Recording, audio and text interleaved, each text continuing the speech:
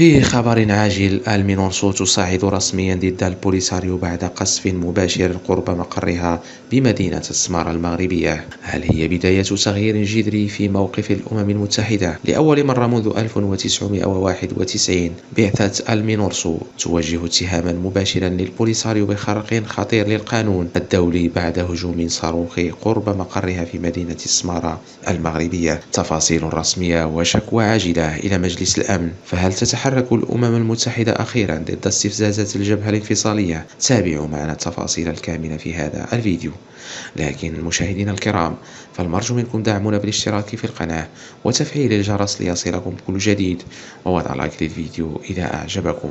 وفقا لمصادر أممية مطلعة، بعثة المينورسو رفعت شكوى رسمية للأمم المتحدة بعد تعرضها لهجوم مباشر بالصواريخ من طرف ميليشيات البوليساريو الإرهابية. الهجوم وقع قرب مقر البعثة بمدينة السمارة المغربية في الصحراء المغربية، ما تسبب في حالة استنفار كبرى داخل قوات حفظ الأمن والسلامة الدولية المنتشرة هناك. لحسن الحظ لم يسجل وقوع خسائر بشرية، ولكن الصدمة كانت في طبيعة الاستهداف غير المسبوق. تقارير المينورسو وصفت الحادثة بأنها خرق خطير للقانون الدولي وتهديد مباشر لسلامة البعثات الأممية. هذا أول هجوم مباشر تتعرض له البعثة منذ بدء مهامها سنة 1991، ما قد يغير طريقة تعاطي الأمم المتحدة مع ملف الصحراء. هذا الحديث يضع الأمم المتحدة أمام اختيار حقيقي. فهل ستبقى متفرجة أمام تصعيد خطير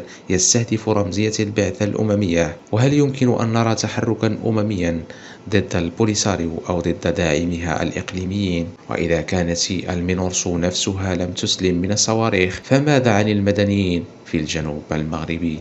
ختاما مشاهدينا الكرام، ما رأيكم في هذا التصعيد؟ وهل تتوقعون أن تتخذ الأمم المتحدة موقفا صارما هذه المرة؟ واتركوا لنا آرائكم في التعليقات، ولا تنسوا الإعجاب بالفيديو والاشتراك في القناة لمتابعة جديد تطورات الصحراء المغربية لحظة بلحظة. مشاهدينا الكرام، شكرا على حسن المتابعة، وإلى اللقاء.